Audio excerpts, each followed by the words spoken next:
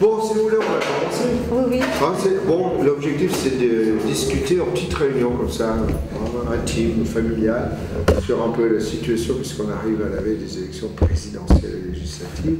Mais alors, il y a tellement de questions qui viennent sur le tapis que je vous propose qu'on part d'une réflexion de l'un ou de l'autre, ou de l'une, puisque vous êtes la seule femme. C'est vrai.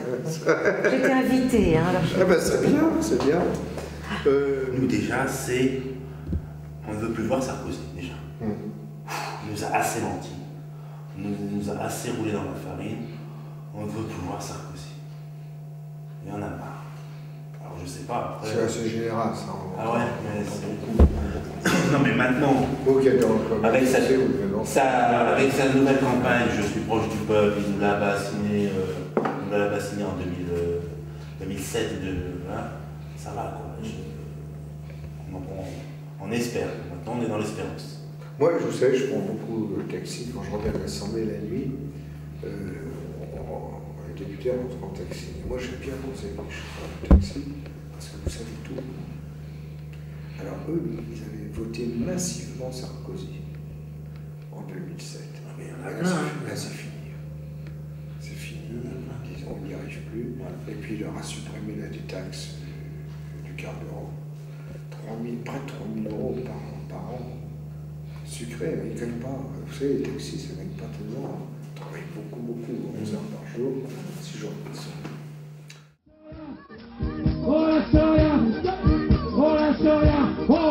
Alors, bon, avant que je n'oublie, vous voyez bien ce qui a été dit et ce qu'on va encore dire là.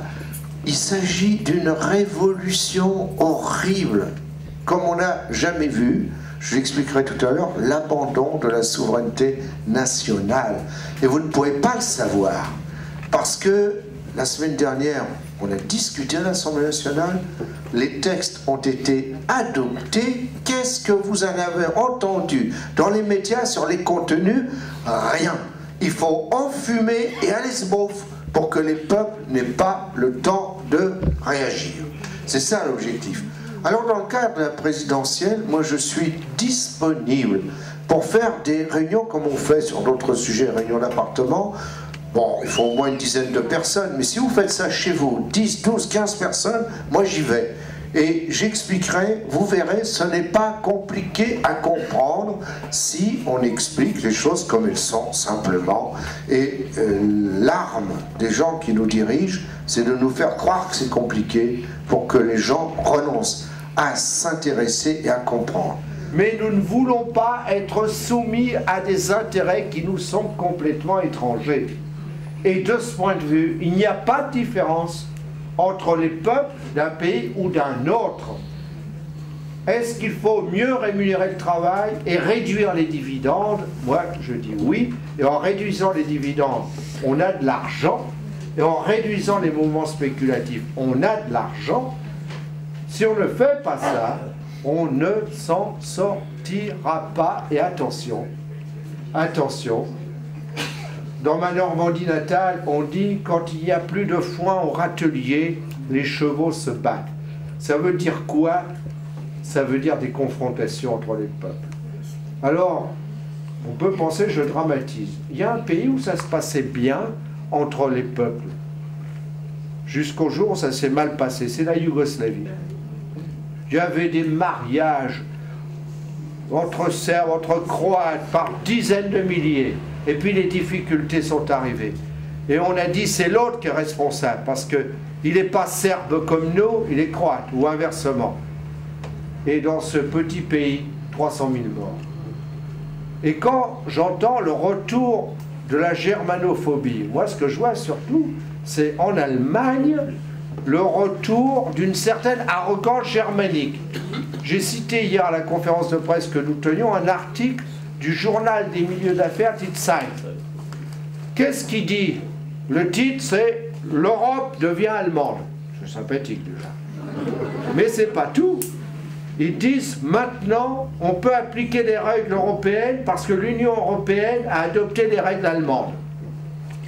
Vous voyez bien que ça ne peut pas marcher comme ça. Et comme le disait Andrei Unko tout à l'heure, il faut une Europe européenne. et pas une Europe ni allemande ni française. La coopération, c'est pas la soumission à un peuple. Et quand on parle du duo franco-allemand, si on entend par là l'alliance du cheval et du cavalier, c'est vrai. Mais le cheval, je peux vous dire, c'est pas nous. C'est Sainte-Angèle de Germanie. C'est elle qui prend la direction. Et dessus, vous avez un petit bonhomme qui s'agite et qui essaie de tirer sur la bride. Mais Angela Merkel, elle va où les grandes sociétés allemandes ont décidé qu'elle irait.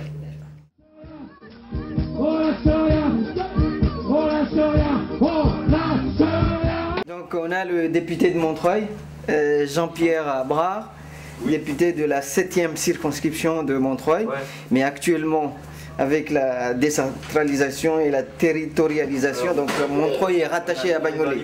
Donc on a Montreuil, Bagnolet qui est rattaché à Montreuil. Bagnolet qui est rattaché à Montreuil. Donc, merci. Donc Montreuil qui est rattaché à Bagnolet parce que Montreuil avait une circonscription toute seule depuis des années. Donc cette fois-ci, Bagnolet est rattaché à Montreuil. Donc on a Patrice Bessac qui est conseiller régional d'Île-de-France, qui est aussi le directeur de campagne pour les législatives. Je profite au passage de dire aussi que Patrice Bessac était le directeur de campagne de l'élection cantonale du Bas Montreuil de Belaïd Bedreddine. Nicolas Boromo, responsable de la section du Parti communiste de Montreuil qui s'occupe de la vie quotidienne du parti. Il faut l'excuser parce qu'en fait il doit organiser plusieurs dizaines de points de rencontre aux écoles pour début de la semaine prochaine, et donc pendant que nous on parlera agréablement, lui a des coups de fil à passer à tous nos amis pour s'assurer que ça se passe bien. Donc pour continuer, il y a Arnaud qui est collaborateur de Jean-Pierre.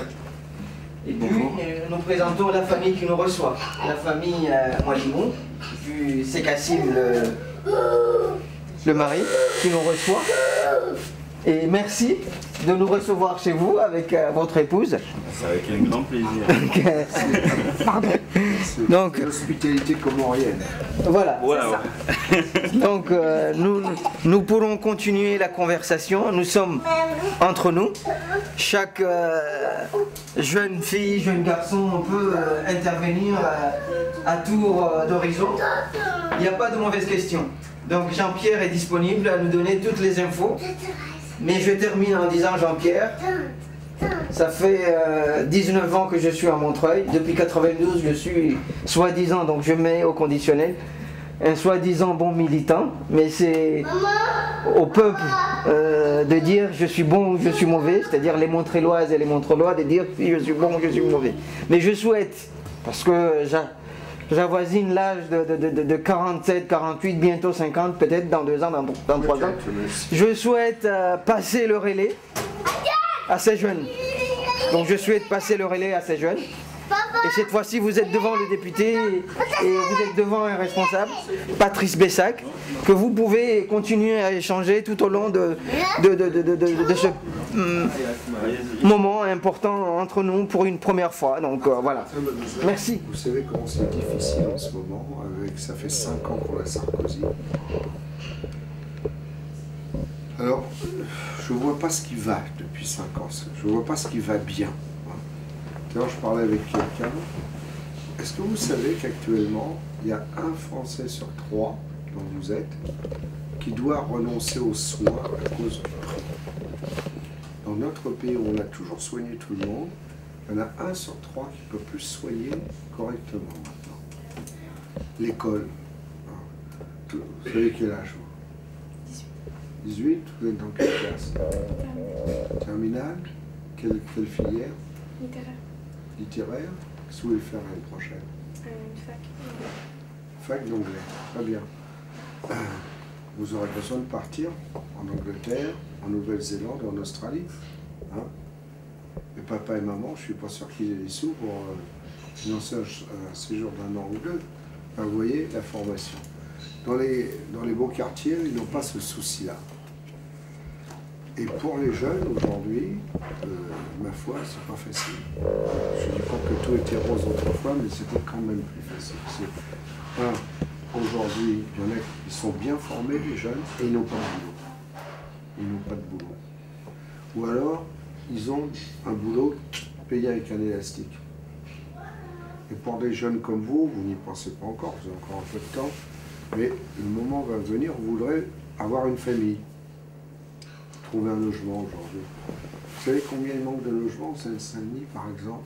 60 000. À Montreuil, seulement Montreuil, 6 000 familles qui attendent. Parce qu'il y a des villes où on ne construit pas de logement. Et on pourrait multiplier ça comme ça. Donc il faut changer. Mais alors comment on change? On a une arme, c'est pas la seule, hein, mais c'est le bulletin de vote. Ça vaut ce que ça vaut, le bulletin de vote. Mais je peux vous dire c'est que dans le 16e, ils vont voter les bourgeois. Et alors, ici, vous avez des gens qui disent, bon, tous pareils. Il y en a même qui ajoutent tous pourris. Et ils vont pas voter. Après, il ne faut pas qu'ils viennent pleurer. Hein. S'ils ne sont pas allés voter, mettre le bulletin dans l'urne pour choisir le candidat de leurs intérêts à eux, hein, de vos familles. C'est pas plus compliqué que ça, la politique. Alors, il y a la présidentielle d'abord, virer Sarko, mais ça ne suffit pas de virer Sarko. Nous, on soutient le Front de gauche au premier tour, c'est-à-dire Jean-Luc Mélenchon. Parce que c'est lui qui va dans le sens de ce que j'ai dit. Alors, au deuxième tour, évidemment, comme il faut virer Sarko, il faudra élire François Hollande. Mais, pour que François Hollande il soit bien à gauche, il faut qu'on ait beaucoup de voix au premier tour pour que puisse y avoir l'union pour le deuxième tour et les législatives derrière, comme le disait Mohamed tout à l'heure. Et si demain il y a une majorité avec des députés du Front de gauche, comme moi et comme d'autres, ben c'est pas pareil. C'est pas pareil. Quand on décide de voter l'impôt, notre proposition c'est d'augmenter les impôts pour les plus riches, mais pour ça il faut des députés pour le voter, pour la voter l'augmentation des impôts. C'est aussi simple que ça, hein. C'est pas plus compliqué que ça.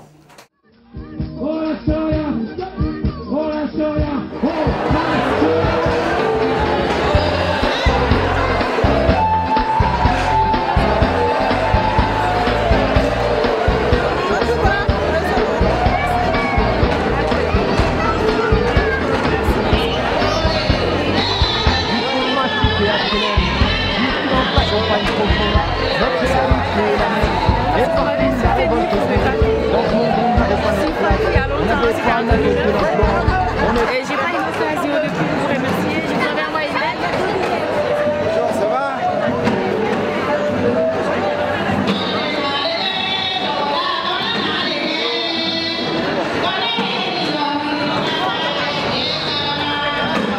Grâce à vous, bonne fête pour Marie 15 ans. Grâce à vous, le corps y est quoi? Franchement, merci infiniment. Merci député maire.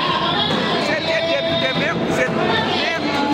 Merci et merci et merci pour tout ce que vous avez fait pour les manières. Personnellement, moi, je n'ai pas oublié. On continue.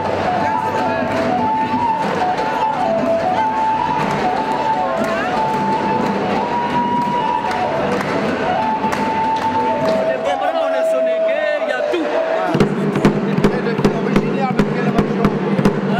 Vous êtes de Caille aussi? Moi, Caille, oui. De quel village? Moi, je viens de Tata Nyagane. De Tata Nyagane. Je connais pas. Nyagane. C'est à 180 km de Kita. Ah oui, d'accord. C'est lui le maître de Caille. D'accord, d'accord. Et vous êtes de quel village? C'est tout la même communauté. La même communauté. C'est la même commune. Ah oui, d'accord. C'est la même commune. Bien, bien, c'est bien. Une belle réussite en tout cas. Bon,